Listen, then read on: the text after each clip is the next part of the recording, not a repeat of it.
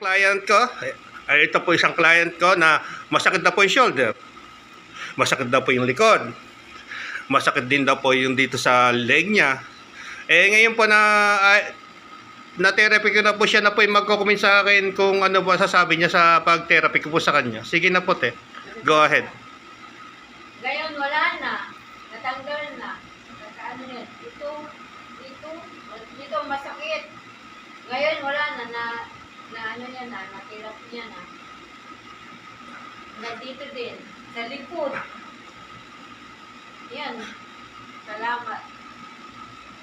Yung dito, di ba? Masakit din yan, di ba? Nawala na rin, di ba? Wala na. Nawala na. Paano, te? May recommend ba ako sa Jeddah na ako isang professional na legit na manghilot? Siyempre, iano mo kayo. Living proof. Yan, ipakita ko yung video sa inyo.